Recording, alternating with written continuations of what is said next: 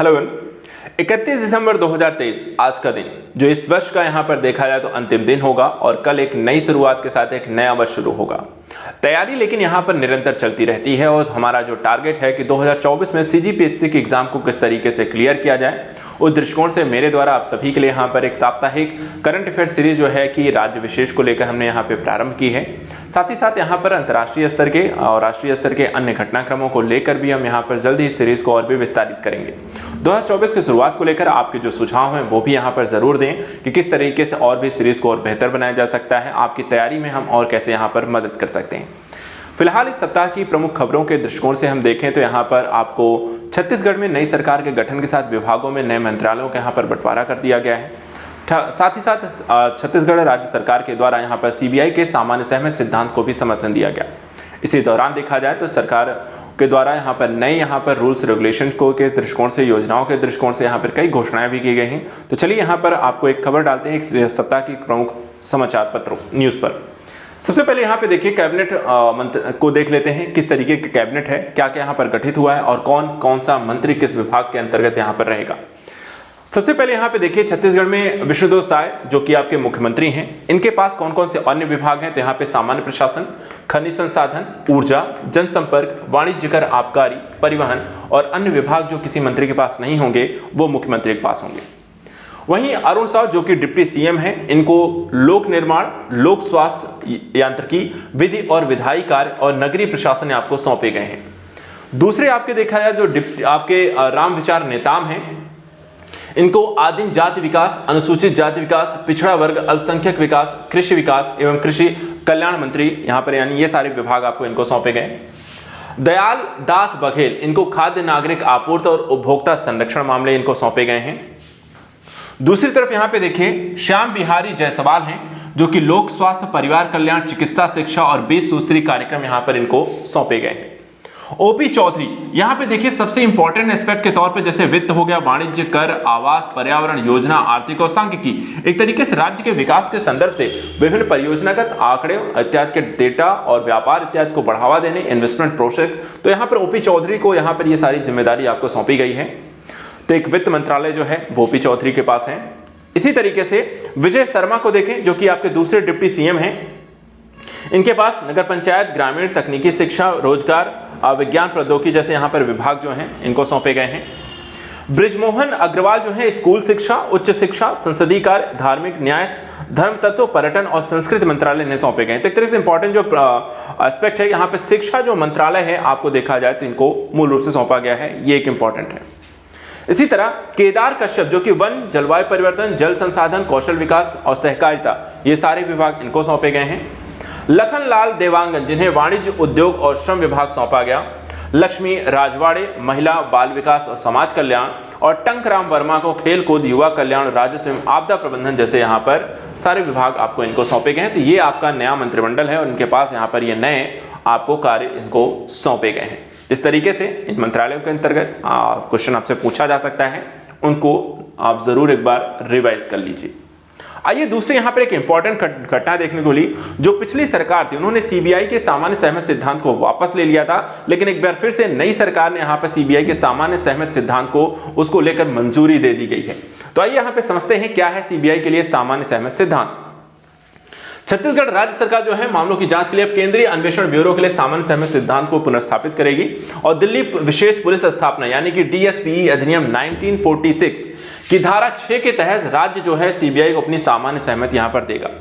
इस संदर्भ में देखें तो मार्च 2023 तक यहां पर मिजोरम, पश्चिम बंगाल, छत्तीसगढ़, राजस्थान, महाराष्ट्र, केरल, झारखंड, पंजाब, मेघालय ने सीबीआई को दी गई अपनी सामान्य सहमति वापस ले ली थी, जिस कड़ी में यहां पर देखा जाए जैसे ही बीजेपी सरकार जिन जिन क्षेत्रों में बनी है वहां सभी राज्यों में आपको देखा जाए तो ये वापस आ जाएगा। आइए जानते हैं सीबीआई के लिए सामान्य सिद्धांत का यहां पे तात्पर्य क्या होता है। देखिए सीबीआई के लिए राज्य सरकार की सहमति जो होती है विशिष्ट या सामान्य मामले में आपको हो सकती है। आमतौर पर देखा जाए जो मामले यहाँ पर आपको सीबीआई को सौंपे जाते हैं उसमें राज्य के पूर्व अनुमति के संदर्भ में एक सामान्य सहमति सिद्धांत को लागू किया जाता है। आमतौर पर राज्यों द्वारा अपने राज्यों और केंद्र सरकार के कर्मचारियों के खिलाफ भ्रष्टाचार के मामलों की निर्बाध जांच के लिए सीबीआई को यहाँ पर एक सहायता प्राप्त करने के लिए सामान्य सहमति मूलतः दी जाती है। यह अनिवार्य रूप से एक डिफॉल्ट के रूप में सहमति होती है, जिसका अर्थ है कि सीबीआई पहले से दी गई सहमति के आधार पर जांच यहां पर प्रारंभ कर सकती है। अर्थात जब उसे जांच करनी होगी तो राज्य सरकार की अनुमति लेने की आवश्यकता उसे नहीं पड़ेगी, वो डायरेक्ट जांच शुरू कर सकती है, क्योंकि डिफॉल्ट सहमति के तौर पर वो पहले से एक तय होता है ना, जैसे फोन अगर आप यूज कर रहे हैं उसमें कई सारे जो सेटिंग्स होती हैं डिफॉल्ट सेटिंग होती हैं, अर्थात आपको सेट करने की जरूरत नहीं, ऑटोमेटिक वो लगा होता है जब तक उसे चेंज नहीं करते हैं। ठीक यहां पर सीबीआई जांच भी एक ऐसी डिफॉल्ट सेटिंग के तौर पर सेट हो जाती है। सामान्य सहमति के अभाव में सीबीआई प्रत्येक व्यक्तिगत मामले में छोटी बड़ी कार्रवाई से पहले राज्य सरकार की यहां पर सहमति आवश्यक होगी। अर्थात अगर इसे राज्य सरकार वापस ले लेती है तो सीबीआई तब तक कोई कार्रवाई या जांच प्रारंभ नहीं कर सकती है जब तक राज्य सरकार उसे यहां पर अनुमति ना दे दे। तो ये था मामला आपका सीबीआई के सामान्य सहमति का। दूसरा यहां पे देखिए, राशन कार्ड धारकों को निःशुल्क चावल को लेकर राज्य सरकार की तरफ से यहां पर कुछ घोषणाएं की गई हैं।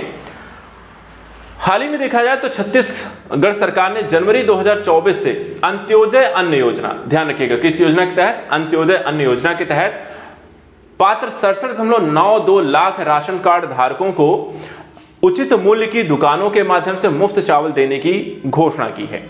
अंत्योदय अन्न योजना लाखों गरीब परिवारों को कम कीमत पर भोजन उपलब्ध कराने हेतु सरकार की यहां पे एक प्रायोजित योजना है। साथ ही यहां पर अगर देखें तो छत्तीसगढ़ खाद्य एवं पोषण सुरक्षा अधिनियम 2013 के अंतर्गत आगामी 5 वर्षों के लिए जनवरी 2024 से लेकर सितंबर 2028 तक देखा जाए तो यह क्रियान्वित की जाएगी, अर्थात जब तक ये सरकार है तब तक इसे क्रियान्वित किया जाएगा। अधिनियम के तहत देखा जाए तो अंत्योदय, प्राथमिकता, निःशक्त जन, एकल निराश्रित श्रेणी के राशन कार्ड धारकों को यह निःशुल्क चावल दिए जाएंगे। तो ये चीजें आपको ध्यान रखनी है, हो सकता है आपसे क्वेश्चन पूछ लिया जाए तो किस श्रेणी के वर्ग को इस तरह के चावल यहां पर आपको दिए जाएंगे, तो ये इनको भी ध्यान रखना है। इसके अलावा कुछ अन्य पहलू जो कि खाद्य सुरक्षा और पोषण से यहां पे जुड़े हुए हैं वो भी इसमें देख लेते हैं। जैसे खाद्य विभाग के अंत्योदय श्रेणी में 14.92 लाख से अधिक यहां पे राशन कार्ड धारक हैं। 52.46 लाख प्राथमिकता श्रेणी से एकल निराश्रित श्रेणी 37,708 तक तथा 15,351 जो है वो दिव्यांग श्रेणी के अंतर्गत आते हैं। इन सभी को ये चावल यहाँ पर आपको निःशुल्क चावल दिया जाएगा। तो इतने लोगों को ये सुविधा का यहाँ पर लाभ मिलने वाला है।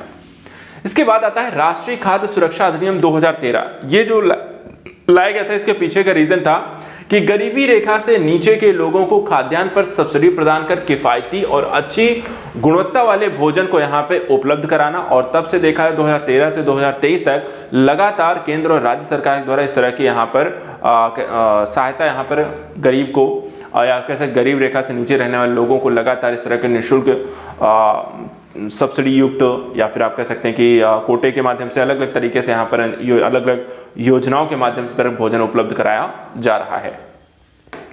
इसी तरह से उचित मूल्य की दुकानें जिसे हम कहते हैं FPS, ये क्या है?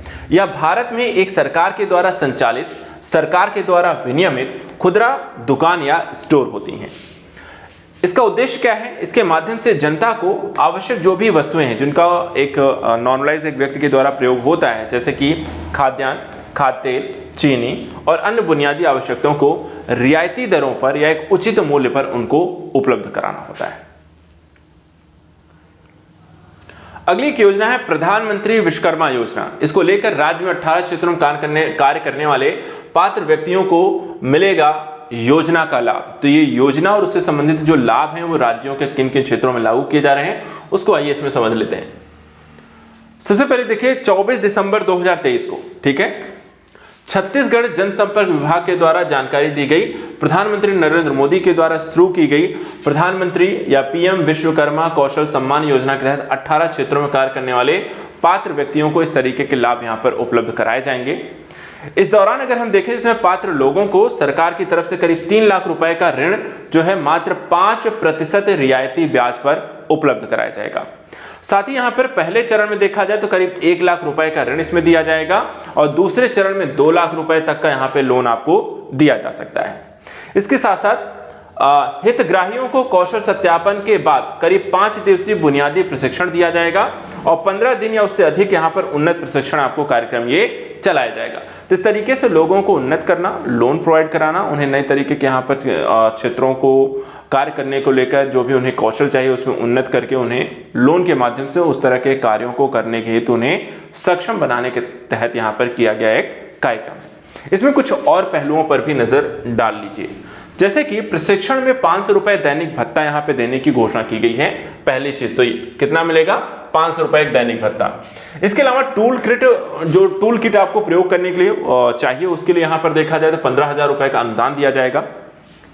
इसके साथ जो डिजिटल लेन देन है उसको प्रोत्साहन देने के लिए यहां पर देखा जाए तो प्रतिमाह करीब अधिकतम 100 रुपए के यहां पर लेन देन और प्रति लेन देन देखा जाए तो 1 रुपए यहां पर आपको निर्धारित किया गया है।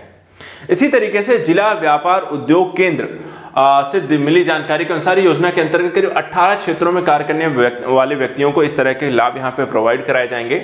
किस तरीके के लोगों को ये रोजगार, जैसे कि राजमिस्त्री हो गए, नाई हो गया, मालाकार, धोबी, दर्जी, ताला बनाने वाले, बढ़ई, लोहार, सुनार, अस्त्रकार, मूर्तिकार, पत्थर तराशने वाले, पत्थर तोड़ने वाले, मोची और कारीगर, नाव निर्माता, टोकरी निर्माता, झाड़ू निर्माता, गुड़िया, खिलौना निर्माता, हथौड़ा, टूल किट निर्माता, फिशिंग नेट निर्माता, ये सभी को यहां पर देखा है तो ये सुविधा आपको प्रदान की जाएगी।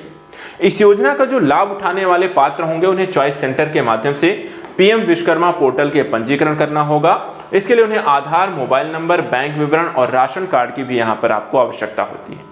इस योजना का लाभ लेने के लिए जो न्यूनतम आयु यहां पर है वो है 18 वर्ष पूर्ण होनी चाहिए।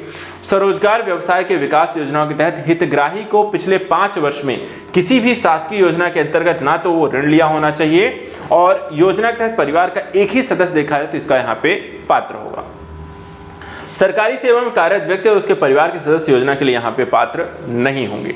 तो ये योजना यहाँ पर देखा जाए तो राज्य सरकार के द्वारा इसे लॉन्च किया गया। तो इस सप्ताह की कुछ प्रमुख खबरों के दृष्टिकोण से हमने यहाँ पर आज का इस वीडियो में यहाँ पर विश्लेषण कर लिया है। नेक्स्ट सप्ताह कुछ और ऐसे इंपॉर्टेंट न्यूज़ को लेकर हम डिस्कस करते रहेंगे। फिलहाल आज के लिए इतना ही, और आप सभी को यहाँ पर आने वाले नववर्ष के यहाँ पर हार्दिक शुभकामनाएं। Thank you so much and good luck.